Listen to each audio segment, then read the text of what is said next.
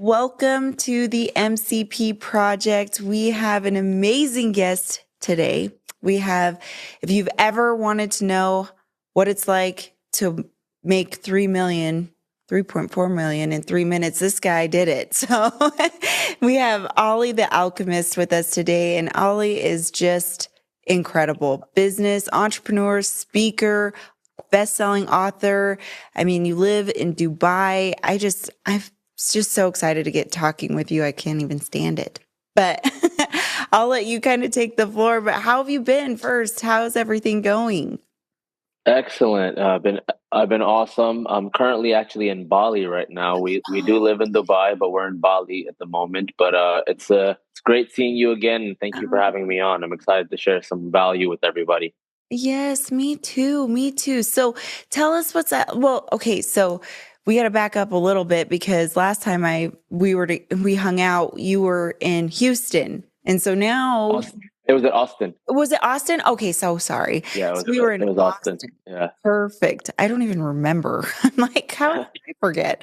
But so we were in Austin, and then fast forward, a lot had happened since then. You went through a lot. I mean, I know that you had lost your father and your brother, and there was just a lot of life happening with you and Of course. and just your success and always like leveling up. You've just always been that guy. So could you just share, kind of fill me in on what's happened since then and what got you to pack up and leave to to Dubai, and now you have a house in Bali too. But yeah, fill me in. Yeah. Yeah, of course. I like the term alchemy because everyone's an alchemist. Alchemy is turning something from one state to another. I always say either ideas to execution, turning your wounds into wisdom, turning your connections into capital, turning your pain into purpose. It's kind of like the brand that I've been going with. Been studying spirituality for the last 10 years. I've read over 1,200 books on every topic that you can think about, and maybe 400 of those are on spirituality and how to implement that stuff into your life. So I feel like God has put me through certain tests, and the whole point is I have to learn the lesson, pass the test, and then I can level up. So some of those, are self-inflicted, like everyone goes through. Your own thought patterns, your own behaviors, your own good and bad habits, and some are things that you can't control, but you still have to learn the lesson that life gives you. So since we last met, a few things have changed. Um, Still in crypto, still doing a lot of crypto projects, advising on several companies. Uh, I've been building this group called the Circle Syndicate, which is a men's mastermind group. We embody four core principles, and those principles are something that we live by on a daily basis. So, one of them being virtue, living a life of principles, as I have it tattooed on me. I love it. The second one is evolution, so always evolving to become the best version of yourself, and whether it's mentally, physically, spiritually, and of course financially. And then we have alliances, forming alliances with other people, just like we have an alliance, and we form alliances with other men and women that can help you level up in the other aspects, and just teach and you know share value back and forth. And then the last one's philanthropy, so giving back. So I'm a firm believer in energy is not either created or destroyed, it's only transferred from one form to another. So what do we do when God blesses us? We bless other people that are not able to necessarily take care of themselves. So living by these four core principles, I picked up my family, moved to Dubai, and then now we're in Bali because we're doing some cool stuff here. We actually have our event in about 3 weeks, a mastermind, 4 day mastermind. And then we're buying a resort here. So a lot of investing, a lot of learning, a lot of health and fitness is very important lately. Last 6 months, we've been dialed in. Sarah and I have been locked in the gym, eating clean, just becoming the best, healthiest version of ourselves. And when we do so, we help and inspire others to do the same. Oh my gosh, you are just speaking my language. I just love everything you just said. And I'm really working on not saying I love that so much on the podcast. Because, this is new for Fair. me. So I'm still trying to like get my groove and, and talk. But sometimes I just over talk and say I love that too much, but I really do appreciate you sharing all of that. I miss Sarah. I love watching you guys and what you guys are accomplishing and seeing you thrive. It's just incredible. And your energy has always been, I mean, it's like when you walk into a room, and you bring out that energy. And even speaking at Greg's house and like having, or his event, I should say, and being able to really connect with people. You have a great way of connecting with people. And it's really just comes from being genuine with who you are, and authentic in who you are. So obviously we're friends and I've been watching you, and I think how amazing that is that you picked up and moved your family to Dubai, and now what you're doing in Bali as well. But what's that like for somebody who's still here in the States, and, for a lot of people to pack up and move? And Dubai is beautiful and they have so many rules and different ways. It's just a different way of life and living. Could you share with us a little bit Of about that? course, of course. Look, we all, as entrepreneurs, once you become engulfed in the laptop lifestyle, right? Everyone has a dream of working remotely. Everyone's virtual, right? We Right. learned that post pandemic that everything could be done virtually, and so when that happened, everyone went digital. Digital marketing companies took off. All these AI companies take off. All right now. But what's happening is you can work from anywhere in the world. So the advantage is we get to go and travel, but traveling is one thing because at the end of that 2 weeks or 1 month, you go back home. Now Hmm. it's different when you change locations, right? It's a completely different lifestyle. It's a culture shock. You have to learn the rules. You're in a different country. You're the foreigner now. So even Dubai is in the UAE, it's a Muslim country. So there's different rules. But now both of the places, like all the places I like, right? Austin in Texas, Miami in Florida, in Dubai, and then even Bali. They're all energetic capitals. Like there's so many people, so many expats from all over the world. So when you go up an elevator, you're listening to English, Arabic, Spanish, Russian. Same thing here in Bali. There's so many different languages. There's people from all over the world. So once you get accustomed to that, and I'm not just visiting and doing like my visa runs. Like a lot of people live in Bali, but every 3 months they have to leave. Like I went and got a residency in Dubai. I went and got a residency in Bali. And the reason I did that is because I want to be global. I want to take my talents global. I want to meet a global network. I want to be able to go to any country essentially and have a board of directors. The important people you need. You need the people to set up your entities. You need accountants, lawyers. You need content guys. You need podcast studios. You need the different things that are required to be an entrepreneur in the present day. But it was definitely a culture shock. But the thing is, my parents, they grew up in that side of the world, and they migrated over. So it's weird to, grow up here and then drop everything and go back. It's really different for a lot of people. It didn't make sense, but the opportunities, so the energy is one I talked about. The opportunities, the global network, the different lifestyle, right? In the States, we got to worry about crime. In places like Dubai and Bali, there's essentially less than 0%, less than 1%, close to a 0% crime rate. So you don't have to ever worry about getting mugged or robbed. You don't have to worry about bad quality of food. It feels like in the States, even if you go eat organic and clean, the quality is still, you know, a little shifty. But when you go over here and there's places like they have halal meat and they have, these organic farm to table restaurants, everything feels good. So you can eat essentially out every day, not just for cheap, but very healthy. And then the fitness cultures, everyone's walking, everyone's doing things outside, feels less stressful environment in the States. And then we get to the entrepreneurship opportunities. Everyone's networking, everyone's doing something. You go outside in a cafe and you meet 10 people from 10 different countries and 10 different industries.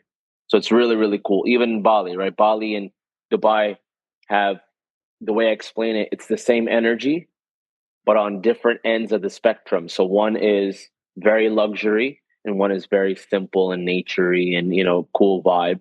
And Yeah. one is like luxury cars, buildings, high rises, crazy facilities, but same culture, beautiful people, um, amazing food, gym culture, lots of things to do. You never get bored. There's so many different attractions. There's so many different, malls, shopping, restaurants, just things to do.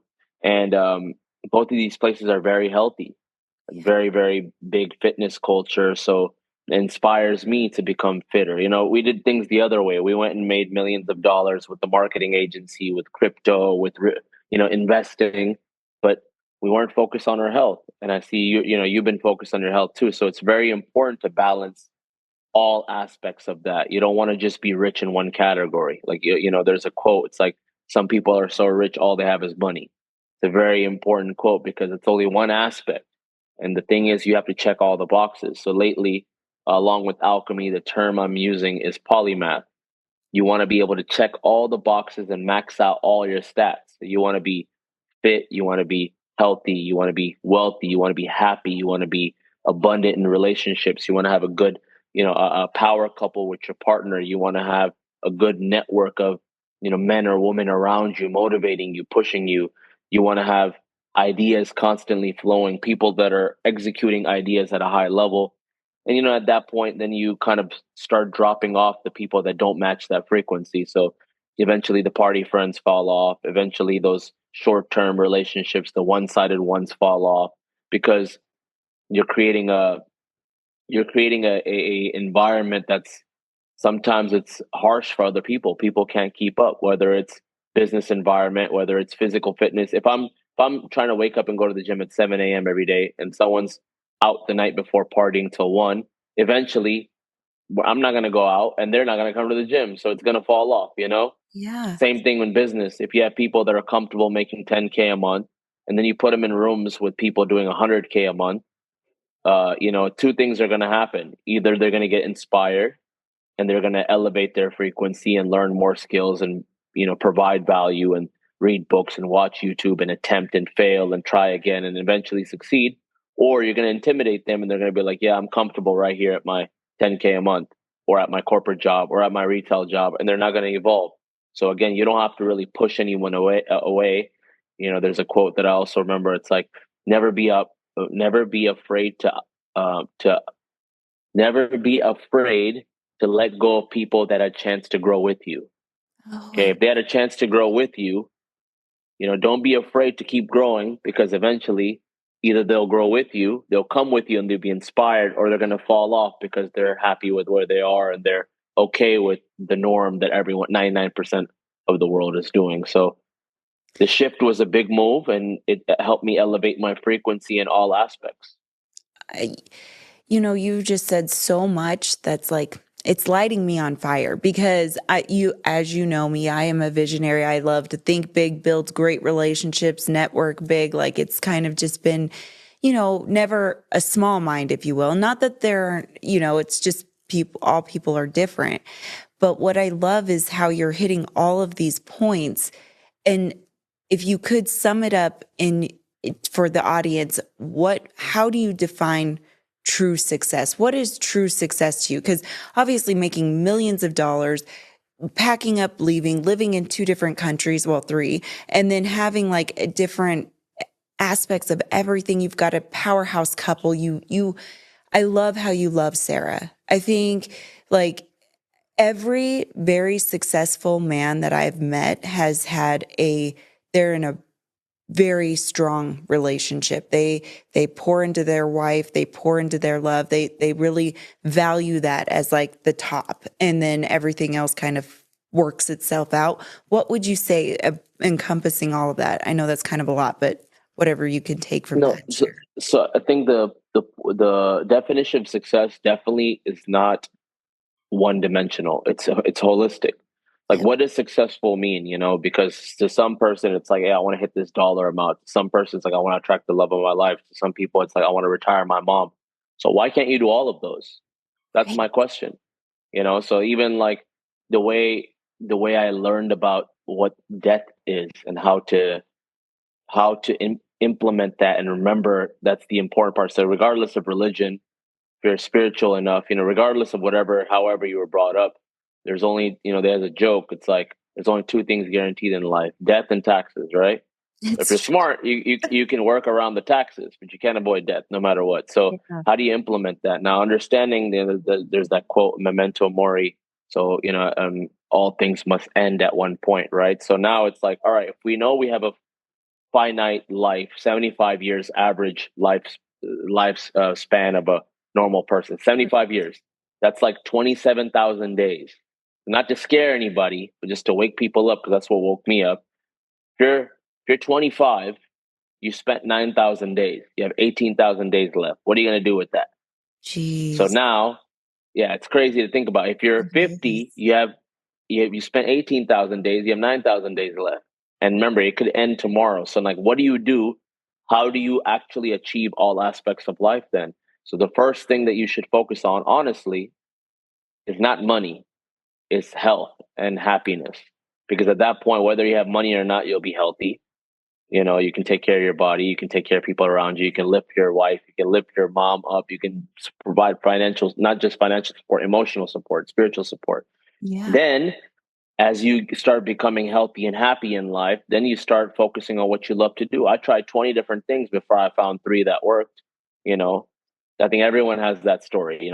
We've done all these odd jobs, we've done retail and corporate and this and that, and even before entrepreneurship I tried five different ventures and they all failed. But then I learned one from every single thing. Now it's like, how can I make a certain amount per year? How can I make that money work for me and multiply that? How can I invest into myself and the people around me and equip them? I can make $1 million a year, or I can have my entire family all making 500K, and now we have 3-4 mil together. You know what I'm saying? Because everyone's inspired. Same thing, Mhm. in a group. If you have a business partner, you split the roles. If you have a partner, you do the same thing. There's certain things that I do that Sarah supports me, and certain things that she does, and I support her. And in the meantime, becoming the healthiest version of ourselves. In the meantime, unlocking that creativity. Like, I want to get good at martial arts. I want to play basketball until I'm 50. I want to, draw and paint and get more tats. Like, I'm just giving you examples of things that light me up. So Yeah. how do you do that?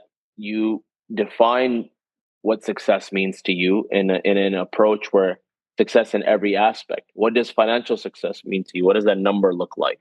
What would make you comfortable? Now, what does success look like in a relationship? I really appreciate you sharing how success is a multitude of things. It's not just one thing. Why not have it all? Like we should. And when you put it into perspective about how many days we have, it is quite crazy. And a lot of the time I share with people, we're all on this equal playing field. We're all going to die. Like it's inevitable. It's going to happen.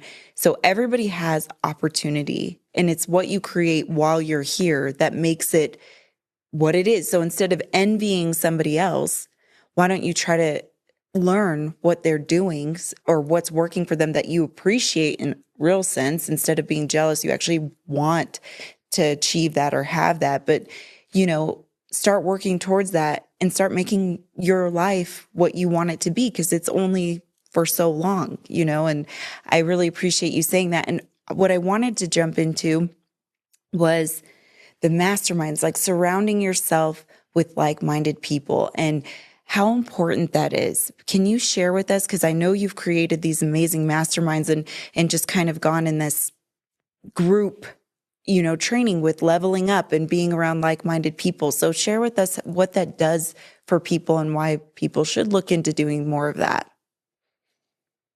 So I think no matter what level of business or life you are, whether you're 18, whether you're 30, 50, doesn't matter.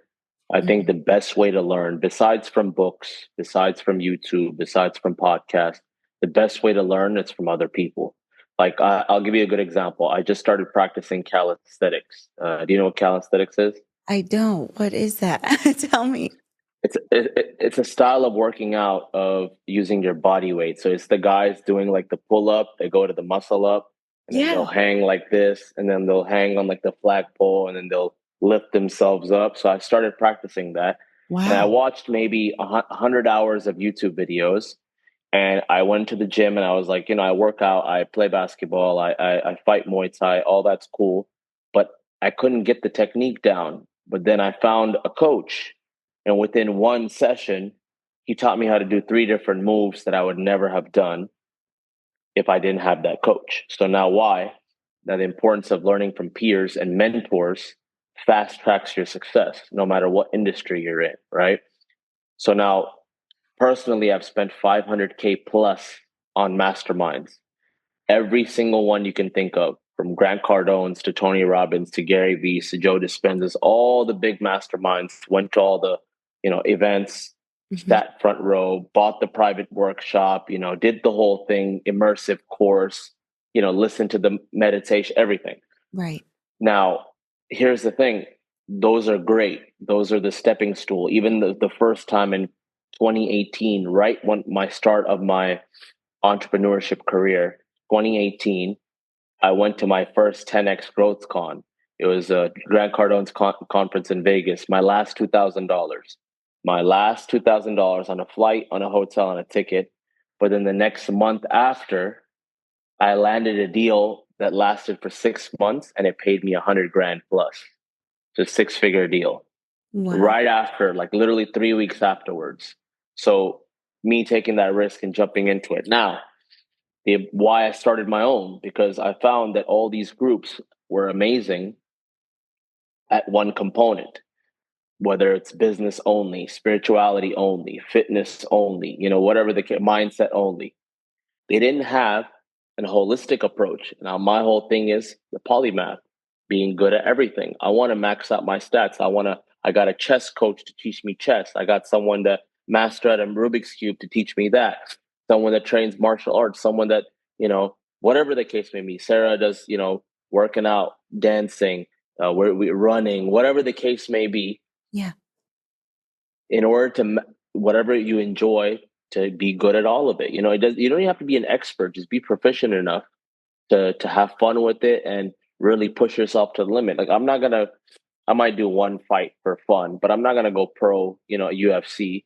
But I like fighting every day. I go to this gym 3, 4, 5 times a week. In the evenings, I do my workout in the morning and I'll come train because it challenges me. The different type of workouts, a different type of masculine strength where I'm like, I want to defend myself, and I also want to, it's cool. It's cool, like learning the art, learning a move, whatever the case may be. It could be anything. Even in business, it's a great example. Hey, I want to start an e-commerce course. E-commerce store. Now you buy a course, you learn how to do it, you find a coach, and now you can start making 5 to 10K a month passively because you enjoy it. You put the effort into it. You put the time and energy and resources and money, and now you're monetizing from it. So like, that's why it's very important to kind of figure out what you really like to do. A good basis of this is I use this thing called the Japanese Ikigai chart. Have you seen that? No. Maybe they can pull it up afterwards, like on the re-recording. So it's called the Japanese Ikigai. It's a 4-way Venn diagram that all interlocks in the middle. So 1, 2, 3, 4, and each piece is a different criteria. And the goal is to get as close to the center as possible, because when you get too close to the center, it checks all the boxes for you. So the first box is, or first circle is, what you love to do. What do you love? And now the second one is what you're good at. The third one is what the world needs. And the last one is, what do you get paid to do? But think about it. What you're good at, what the world needs, what you enjoy, and what you get paid to do. That's the Ikigai. In Japanese philosophy, it means the reason for being. Oh my God. That's your why. That's your purpose. So now, before I take on, remember, I did a lot of stuff for money. I was chasing money. But now, before I start anything or jump into anything, it has to hit all 4 circles. Otherwise, I'm not doing it. I have to be good at it. I have to enjoy it. The world has to need it. And I can get paid for it. Sometimes, though, I'll do stuff that I may not get paid for, but I enjoy so much, I don't care if I get paid for it. You know what I'm saying? Mm-hmm. That happens too. Mm-hmm. And then there's the 2 circles that come together like this or like this. Yeah. There's different criteria. So it's like, think about this. What is, if you're good at it and you get paid for it, what is that? Well, that sounds like a profession. Well, you may not love the profession, but it gets, you get paid for it. Mm-hmm. Then there's one, the world needs it and you get paid for it, your vocation. It's like philanthropy, giving back to the world. You may get paid for it, you may not. We don't know. There's one like you love to do it, but that's it. You just love to do it. You may not get paid. World doesn't need, like, I don't know. What if I wanted to be like I don't know. What if I want to be a chess player? The world doesn't necessarily need that. Doesn't make the world a better place necessarily, right? Right. Subjectively. Right. But I love it so much, I'm going to do it. So whatever that is for you or anybody who's watching, find your Ikigai. Go look at the chart. There's even a book called Ikigai, really good book, by the way. But you can just Google it. Yeah, Japanese Ikigai, concept of being. Watch it on YouTube and think about it. So now it's like, anything I do, whether it's the marketing agency, whether it's the crypto projects, building AI health agents, whatever, real estate, I'm buying a resort. So like the world needs to chill out once in a while, you can get paid for this. I know how to do marketing and operations and systems. I implement into this resort and we love it. So now it's hitting all the boxes. Okay, cool. We can go and put our time and effort into this. So everyone should kind of think of success that way or whatever they're doing right now. And here's the thing. I tried 50 things before I found 4 or 5 I like.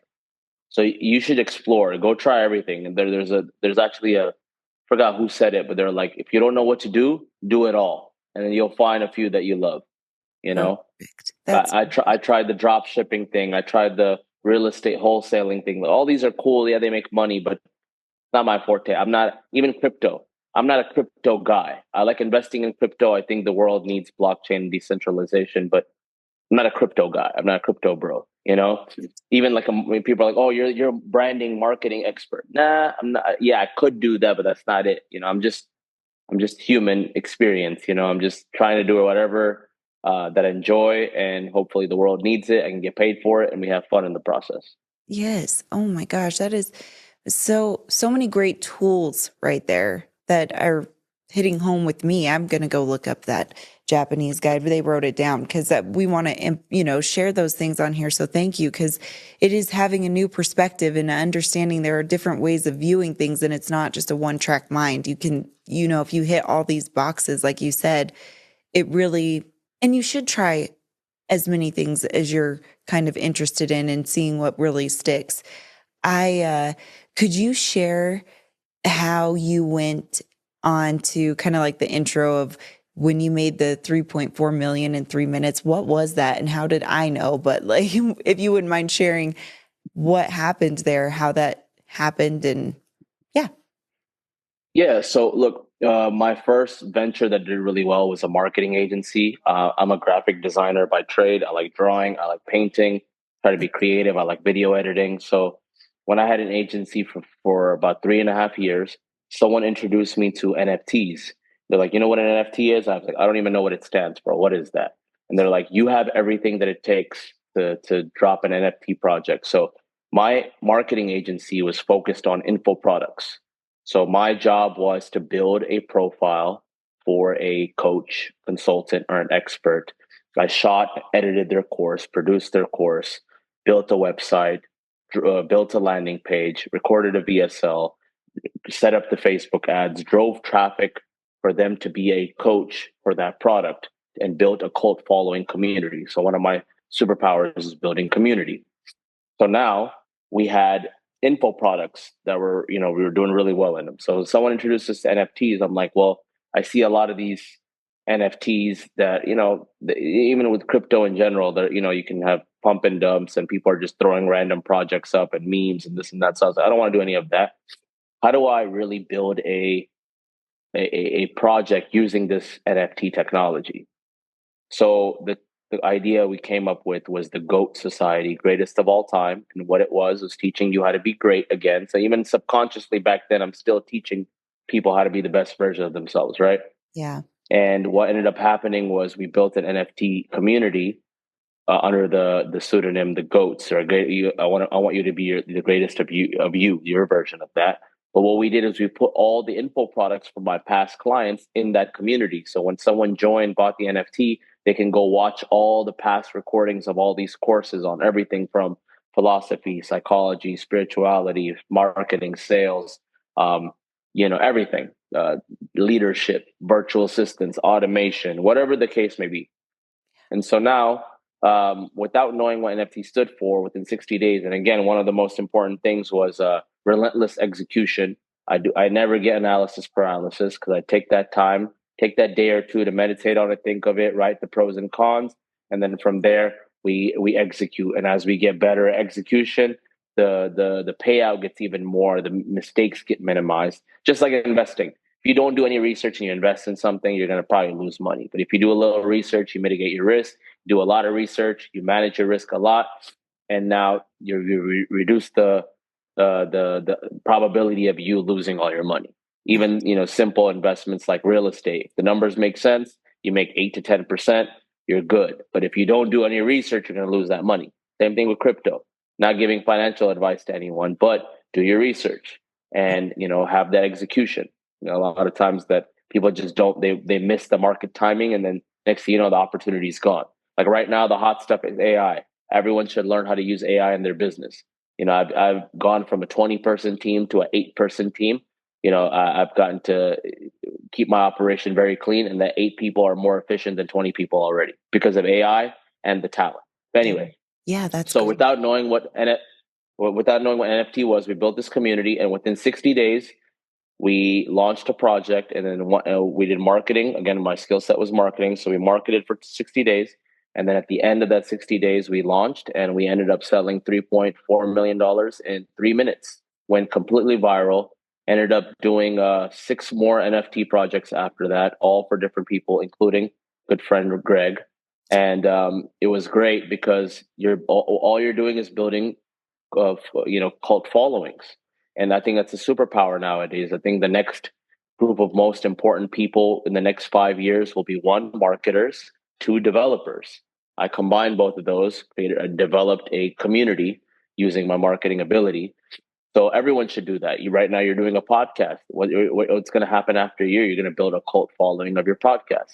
For those watching right now, I highly recommend this book. The book is called How to Build a Cult Following by How to Build a Cult Following. Let me tell you the author.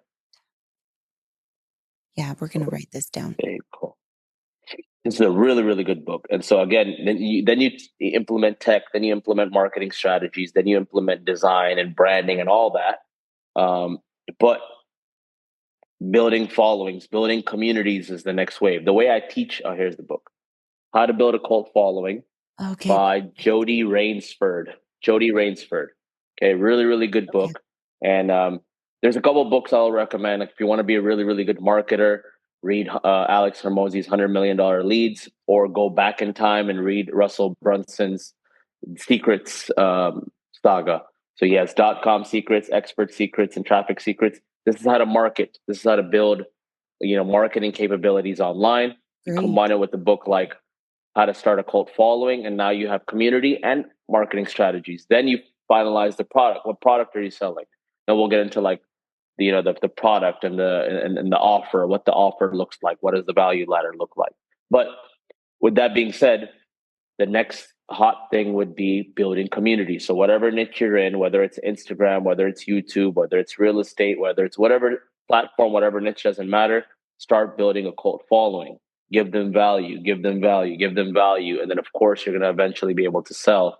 How does Tony Robbins sell 150K a year mastermind? How? Because now he's written 5, 6, 7 books, spoken on thousands of stages, thrown his own events. And now when he says, hey, my high ticket is 150K, people are like, sign me up, Yeah. So you have to provide a lot of value. You have to build that brand. You have to do these things that you're changing people's life. You're making impact and income. And when that happens, then you're able to charge that high. And I want to get to that goal too. I want to start charging. My group right now is 5K a year. But now, we're starting off. It's been a year and a half. But now wait 5 years when we've made 50 millionaires and 5 billionaires, then we'll be able to charge 100K, Yeah. So it's just a matter of time. Oh, I'm signing up with you. Of course. So, Well, so Marissa, why don't you tell me, like, what's the goal of the podcast? And this is awesome that you're starting this, and you've networked a lot, and you've made impact on a lot of people. What's the goal for the podcast for you? thank you. I just connecting people on a broader, um, platform, because I really want people to hear from others failure, success, growth, and life's really hard, and there's a lot of traumatic things that happen in our life, and instead of feeling like you're alone or crippling yourself and being, you hear people playing the victim and all these things. I mean, I just really want to give people a place where they can go and they can learn from other people on how to find the greatest version of themselves and really just build a life that is just beyond their dreams. And so that's the whole basis of the podcast is mental, physical, spiritual, emotional growth, and having people like you on, and Perfect. Jeff's going to be on, and I'm really excited. Like, there's just our lineup's been amazing so far, anyway, and yeah, just really helping. I just want to help people see their value. And I thrive on that. I love seeing people win. I love seeing people change the hardest time in their life into something that is just beyond your wildest dreams, because the mind, there's no limit. You really can take yourself wherever you want to go. And the only person that True. limits themselves is themselves. So, and that's what I've always loved. Very nice. But yeah, that's I love that. So here's the thing. So I have a quick thing to add. So where are you posting it right now? Is it on YouTube and Spotify and Apple and that kind of stuff? Yep. So So I oh, go ahead. love that you're doing a video podcast. That's the key, because it's good to be face to face, and it's better because a lot of people listen to it, but a lot of people like watching as well. Thank you. I was going to ask you, because if you wanted to share some tips on building the cult community, because that's what I'm trying, that's the reason for this. I've built my following on Instagram and things like that, but this is my passion. Like, I will stay up hours and hours just talking, reaching out, writing stuff up. I love AI. I love maximizing. It helps me think more clear in some sense. Like, I jumble my words a lot, and AI will just clean that up for me. So and I appreciate that. But yeah, I was going to ask you if you wouldn't mind sharing a couple tips, because I know people that are watching this, probably, if you're even available, would want to work with you, because you have the knowledge and you have the proven skill set. So if you could share maybe a couple tips on cult community, that would be awesome. Yeah. So the first thing. Okay. So first, I'm gonna drop a lot of books. I just love reading. So there's a Perfect. if you want to run a business, like an actual business, and not just a solopreneur, because a lot of people, they get stuck in that entrepreneur rat race. Like, they're wearing all the hats in the business, they're doing every single role, and they're not able to scale because it's just one of them. Read Traction by Gino Wickman. Okay.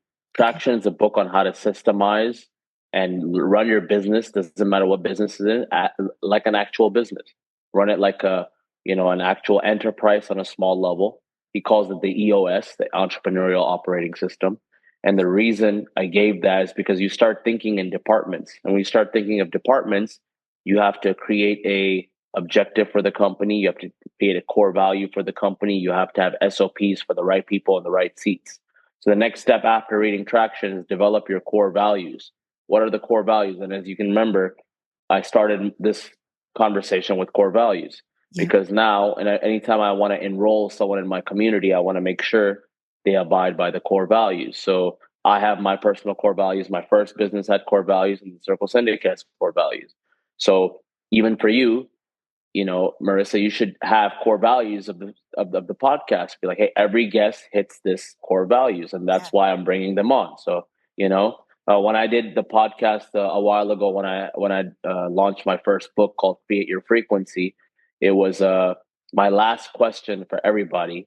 Doesn't matter who the guest was. Hey, what does create your frequency? What does creating your frequency mean to you? And they all gave amazing answers, like building a legacy you don't need a vacation from.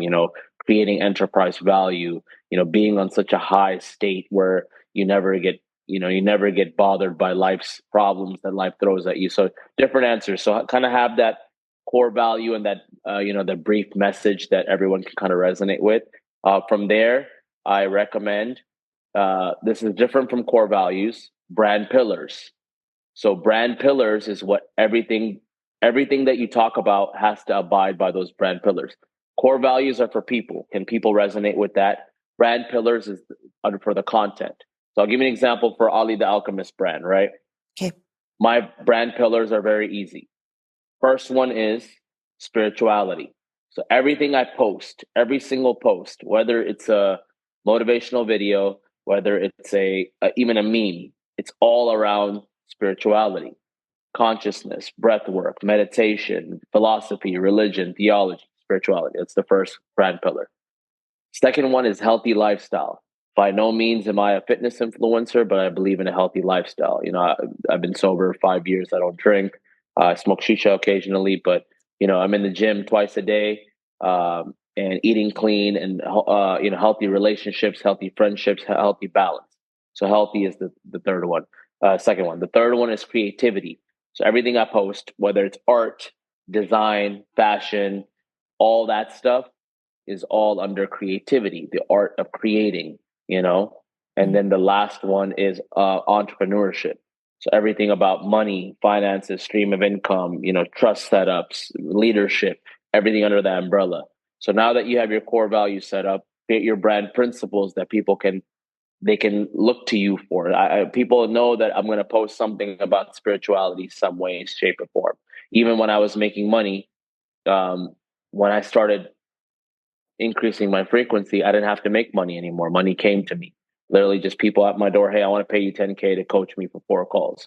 Cool. Hey, I want you to work with me. I want you 50% as my partner. People, opportunity just started coming to me. So then you create your brand pillars. And I think the last step on really creating a cult following is um, uh, enrolling people to think like you. So creating other leaders. So it's not a one-man team. Create other leaders, whether it's a virtual assistant, whether it's an employee, whether it's a community manager, whether it's the content creator. Enroll people, encourage them, inspire them for them to pursue their goals. I'll give you an example. I have a bunch of virtual assistants on my team, and in the last 4 years they've been with me. They've been with me for three different businesses, and they're never going to leave. Everyone has my first company principles tattooed on them, because not because of the brand name, because what does principles mean? Everyone lives by a code. So now every 6 months, I'll buy my team members a new phone. Every Christmas, they'll get a new computer. Every year, I'll give them the 13th month bonus, which is a bonus that entails 1 month extra salary. So like little stuff like that, because I'm inspiring them. Go get in the gym, go eat clean, go Monday through Friday. You're grinding with me. Saturday, take a half day. And just like my schedule, Saturday half day and Sunday, take the day off, spend it with your girl, spend it with your man, spend it with whatever, your family. And so inspiring these other people. But when you inspire them, you lead by example. Now, instead of just you being that brand, you have 50 other people pushing your brand because they represent your brand. You see what I'm saying? Oh, So yeah. now it's not just a one man thing. It just creates a ripple effect. So those are 3 easy tips to start building a cult following. Wow. Thank you so much. That is Of amazing. course. I appreciate that so much. And thank you for asking me about why I'm doing this, because I'm always I just want to hear all about my guest and what they're doing. And I really appreciate that. And I I Of have course. to say, before we end our time, I'm coming out. The love of my life and I are going to come and see you in 6 months. And whether it's in Dubai or Bali, I don't know, but I Let definitely us know. I am, because I've been wanting him to meet you for so long, because you're just so wonderful. And I miss Sarah. So we're making that happen. You hear it, guys? We're going to Dubai Absolutely. in a video. Just let me know when you're coming. Both places are amazing. You're gonna enjoy both, and like you'll see what I mean about the energy of both places. You'll enjoy. I, I can't wait. And anything else, anything left that you would like to share before we wrap up our time? I know you've got another mastermind, and you guys, he's on and it's midnight over there. So, we really appreciate you and your time. Yeah, But of is there course. anything else you'd like to share before we wrap up? Yeah. So, last 2, 3 years have been very crazy for me, family wise, business wise, traveling wise. So, I'm actually writing my second book called The Alchemy of Adversity. So, I'm taking the Ali the Alchemist brand, and then I'm writing a book called Alchemy of Adversity. And what that book teaches is how to turn whatever lead that you have, the idea of alchemy is turning lead into gold. So whatever that lead is for you, lead, the dead weight. So, going through making millions, losing a million, losing two family members, gaining new family members, building a relationship, traveling across the world, throwing a lot of events, achieving some of my, childhood goals, like my vision board goals, achieving those. And then now trying to level up into the next level of man. I'm writing a book called Alchemy of Adversity, and what it's teaching people is how to handle anything that life throws at you, whether anything that I've been through, and I even have specific people that I won't share just yet, but they're writing chapters of their adversities. They're doing one chapter in the book of their adversity that they faced and how they overcame it. So the model of the book kind of works like this: they'll share their story, and then they'll share what that giant adversity obstacle was, and then what steps they used to overcome it. And then I'll summarize how that applies to alchemy and spirituality, and how to really go through I talk about almost everything. Relationships, death, business, IQ, EQ, um, physical, fitness. I talk about mental, pain and trauma, and I talk about everything. And it's going to be, yeah, I'm putting a lot of time and effort. It's going to come out towards the end of the year. At that point, I'll already have done a TED talk. So I have a TED talk coming up, maybe the end of Q4 this year. So I'll time it with that, and then when that happens, it's going to be a legacy play where I'm going to share a lot of wisdom that I've read from all these books that I've read, all these people that I've learned from, and my mentors and my spiritual teachers, and how to really overcome life and really maximize your stats. Again, that's the goal: maximizing your stats in all aspects. So I'm excited to share that.